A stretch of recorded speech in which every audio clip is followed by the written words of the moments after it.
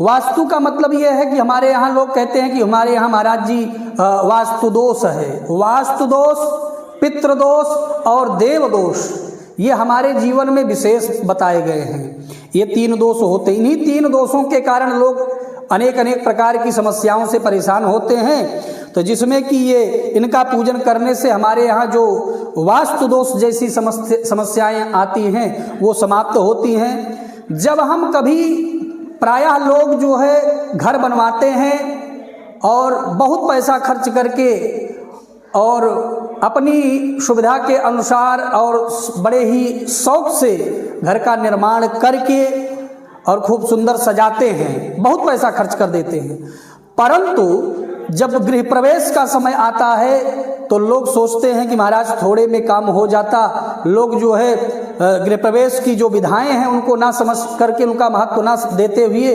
और लोग सूक्ष्म रूप से कभी भगवान सत्यनारायण की कथा सुन करके, रामचरितमानस का पाठ करवा करके या वैसे ही पूजन करवा करके और सूक्ष्म स्वरूप में पूजन कर लेते हैं। लेकिन जिस घर में घर का निर्माण बढ़िया सुंदर कर दिया जाए, बहुत सुंदर लाइट की व्यवस्था हो जाए और डेंट पेंट इत्यादि की व्यवस्था भी बढ़िया हो जाए, लेकिन दरवाजे सही से ना लगाए जाएं, तो उस घर में क्या होगा? चोर भी प्रवेश कर सकता है और जानवर भी प्रवेश कर सकते हैं, अर्थात वो सुरक्षित घर नहीं माना जाता। कब तक? कहा जब तक कि उसमें व्यवस्थित दरवाजे और खिड़की का प्रबंध ना किया जाए। तो उसी प्रकार से जिस घर में वास्तु का पूजन नहीं होता है, अर्थात वास्तु पुरुष भगवान नारायण के स्वरूप हैं और इनकी पूजा नहीं होती है, तो उस घर में अनेक प्रकार के विघटन उत्पन्न होते हैं। भूत प्रेत, पिशाचनी, डाकिनी, शाकिनी, ऐसे उत्पात उस घर में होते हैं। अर्थात उस घर में रहने वाले लोग जो हैं वो रोगी होते हैं, परेशान होते हैं और अनेक प्रकार की समस्याएं उनके परिवार में चलती हैं। तो इनका भी बहुत बड़ा महत्व होता है, इनको वास्तु पुरुष कहा जाता है। तो वास्तु का महत्व हमारे जीवन में बहुत है, और वास्तु चाहे वो हमारे घर का हो, हमारे जीवन का हो, तो इसलिए इनके पूजन का बड़ा महत्व है। इनका भी पूजन किसी भी बड़े कर्मकांड को करते हैं तो उसमें भी इनकी बड़ी प्रधानता बतलाई गई है, इनका पूजन होता है।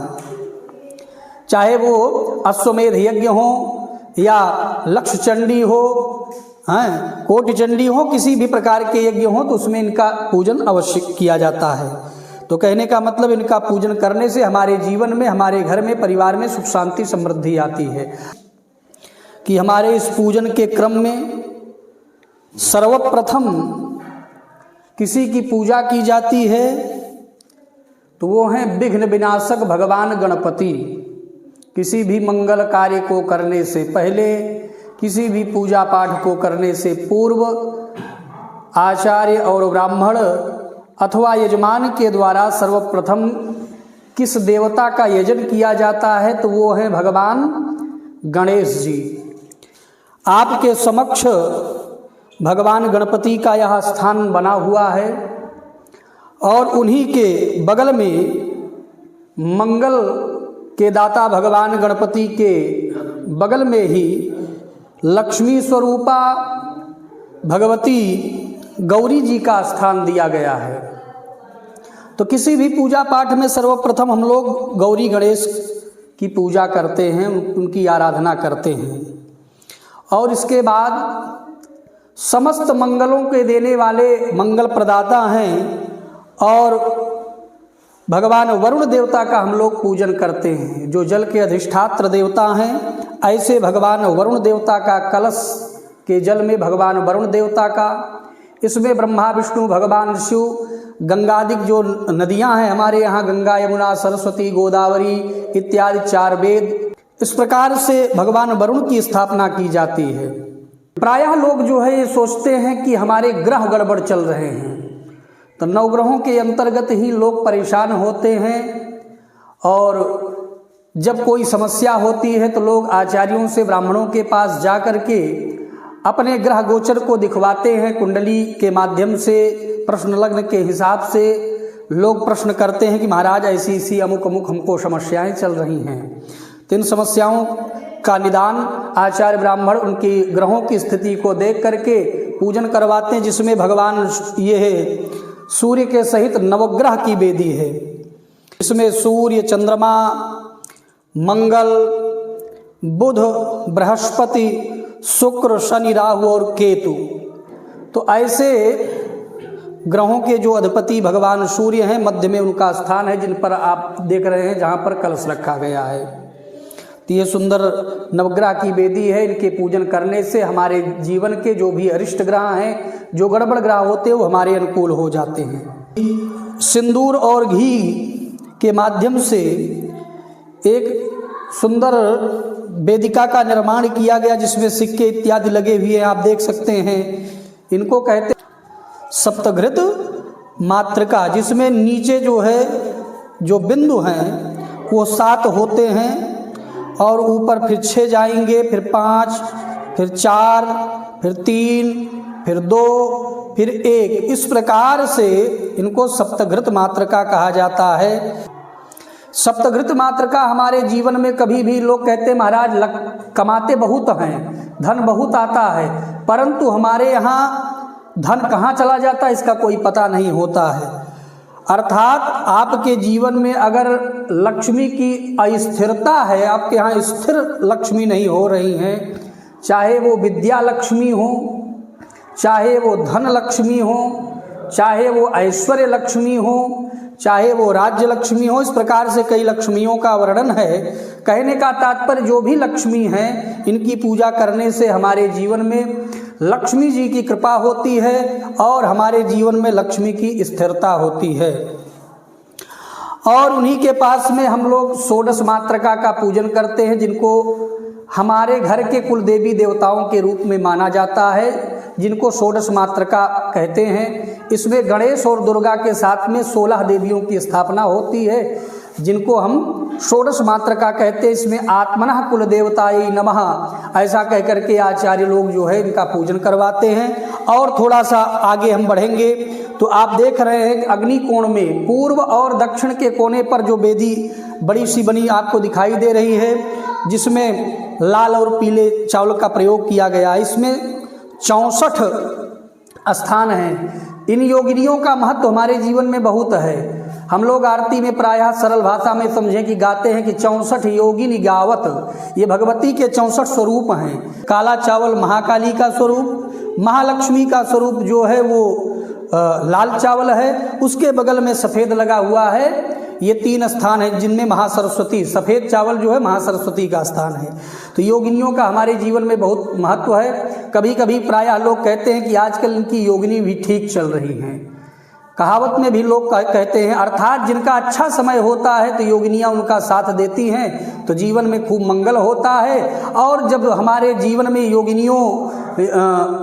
योगिनियाँ जो है रुष्ट हो जाएं, नाराज हो जाएं, तो हमारे जीवन में अमंगल जैसा होने लगता है, उत्पात से होने लगते हैं। परिवार में अनेक प्रकार की बाधाएं दिखाई देने लगती हैं और कभी भूत प्रेत चांडालिनी इत्यादि से लोग परेशान होते हैं। और तो इसलिए योगिनियों का बड़ा महत्व गया है।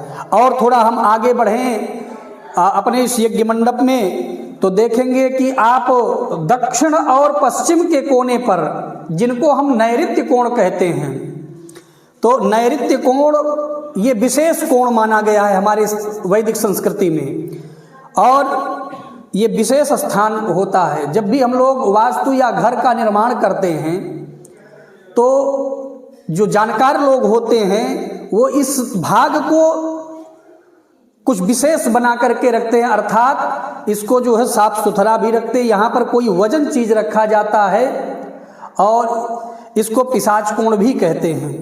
तो यहाँ पर भगवान वास्तु की वेदी बनी हुई है, तो इनका भी बहुत बड़ा महत्व होता है। इनको वास्तु पुरुष कहा जाता है। तो वास्तु का महत्व हमारे जीवन में बहुत है और वास्तु चाहे वो हमारे घर का हो, हमारे जीवन का हो, तो इसलिए इनके पूजन का बड़ा महत्व है। अब हम आपको बताएंगे, आपने वास्तु को श्रवण किया, अब हम वहाँ से नैऋत्य कोण से चल करके वायव्य कोण में आए हैं।